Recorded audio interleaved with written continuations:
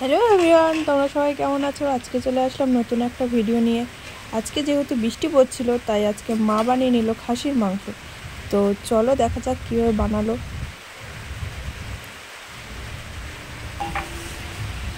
ফার্স্টে আমি গামলাতে মাংসগুলো ঢেলে নিলাম,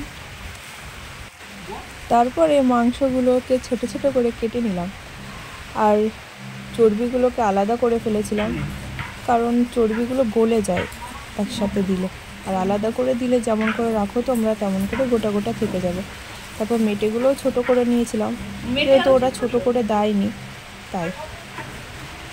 তারপরে মাংস আর চর্বিগুলো ধুয়ে ফেললাম।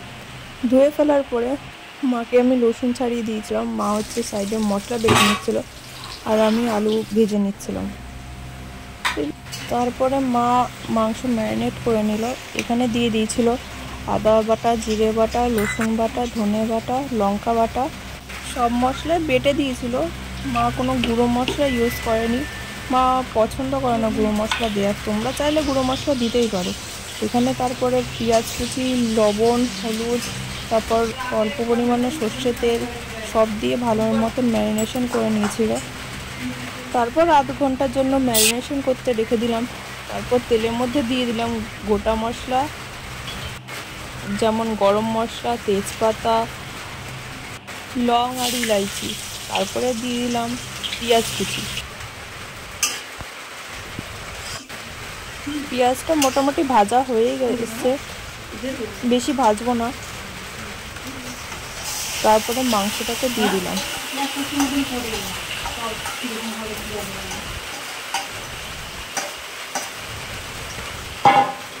মাংস দিয়ে আধ ঘন্টার মতো নাড়াচাড়া করব, যাতে ভালো মতন তেল ছেড়ে দেয় আর হচ্ছে ভালো মতন কষানো হয়ে যায়।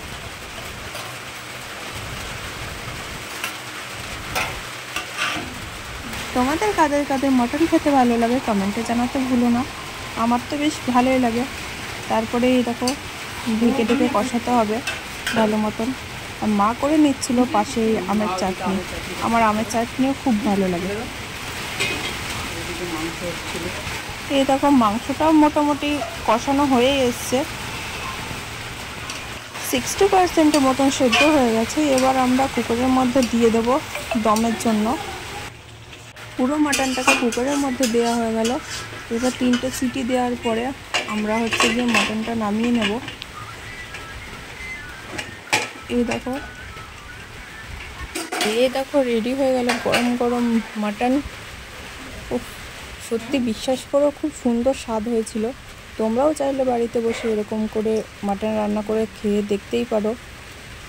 তো ভিডিওটা কেমন লাগলো নিশ্চয়ই জানিও, লাইক, কমেন্ট, সাবস্ক্রাইব করতে ভুলো না। দেখা হচ্ছে নতুন একটা ভিডিওতে।